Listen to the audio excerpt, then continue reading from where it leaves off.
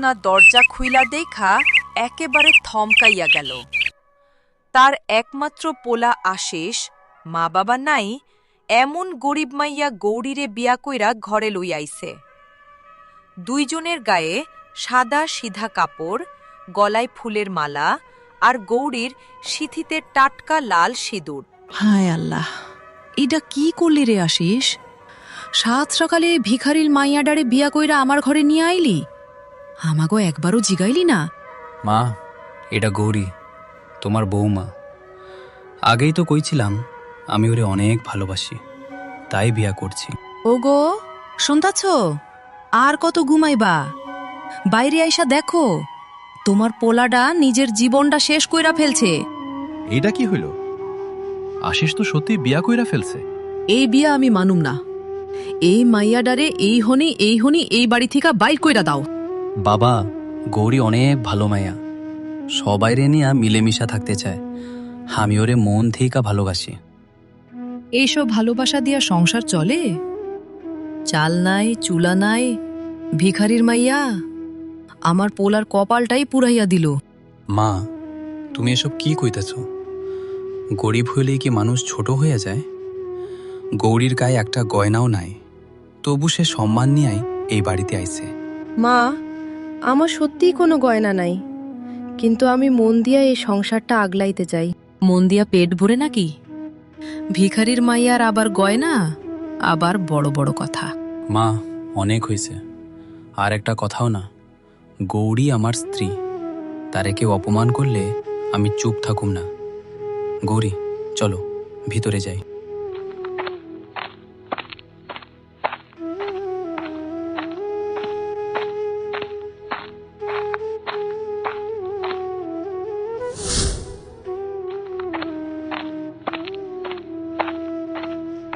এ নাও, একটু খায়া নাও।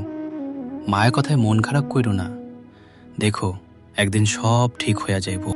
আমরা কি ভুল করছি? যদি ভালোবাসা ভুল হয়, তাইলে এই ভুল আমি সারা জীবন করব।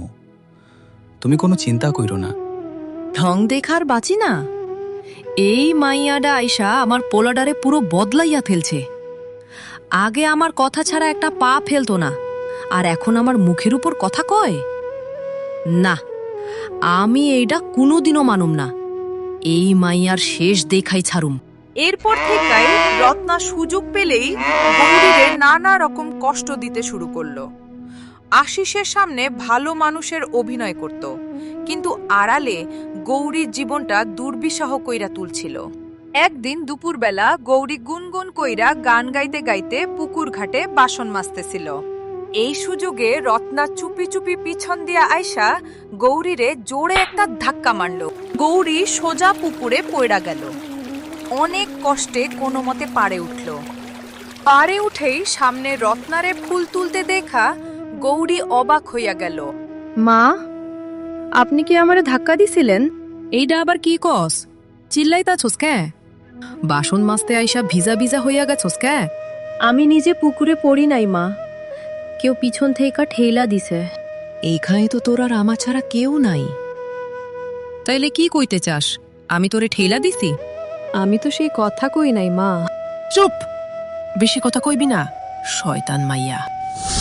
এইভাবেই দিন চলতে লাগলো। গৌরী সব অপমান মুখ বুজা সহ্য করত। একদিন সকালে আশিস মাঠে যাওয়ার লাইগা তৈরি হইতেছিল। গৌরী, আমার জল খাবারটা দাও। আইস বাড়িতে খাইতে যেতে পারুম না, মাঠে অনেক কাম আছে। এই নাও, সব রেডি কইরা দিছি। আর শোনো, আজ সন্ধ্যায় বাউনির মাঠে মেলা বসবো।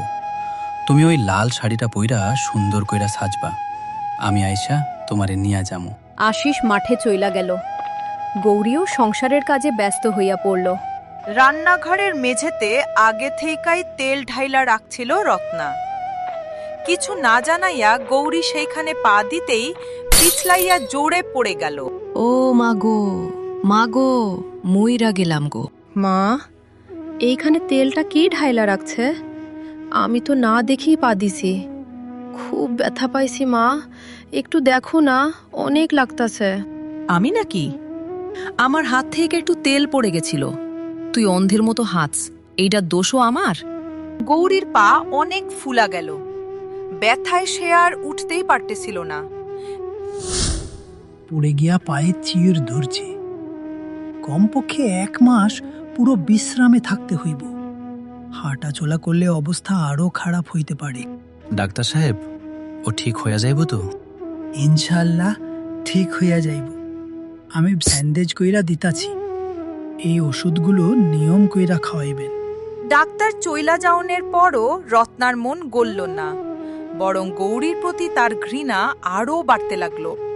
কিছুদিন পর আমি তো সবসময় চাইছিলাম এই সংসারটা সুখে থাকুক।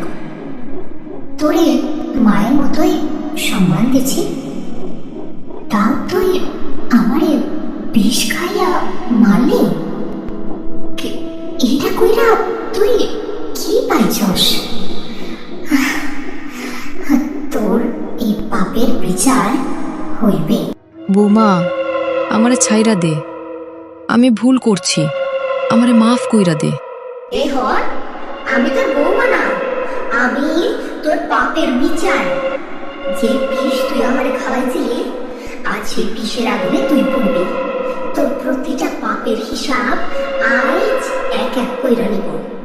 পালাইতে পারবি না, আমি আইসা গেছি তোর বিচার করতে। না না, আমারে মারিস না, আমি সব স্বীকার করতাছি, আমি তোরে বিষ খাওয়াইছি, আমি তোরে সহ্য করতে পারতাম না, সব দোষ আমার, আমারে মাফ কইরা দে। এত সহজে তোরে মরতে দিব না। মৃত্যু তোর জন্য অনেক ছোট শাস্তি। তুই প্রতিদিন নিজের পাপের আগুনে পুড়বি, প্রতি নিঃশ্বাসে আমার আর্তনাদ শুনবি, প্রতি রাতে আমার ছায়া তোর সামনে দাঁড়াইবে। এইটাই তোর শাস্তি, আর এই বিচার চলবে। শাশুড়ি মাথা ঘুরে মাটিতে লুটিয়ে পড়ে, নিস্তব্ধ হয়ে যায়। আমার ছোট্ট কাহিনীটি যদি আপনাদের ভালো লাগে তাহলে একটি লাইক দিন এবং চ্যানেলটি সাবস্ক্রাইব করতে ভুলবেন না। আপনাদের ভালোবাসাই আমার শক্তি।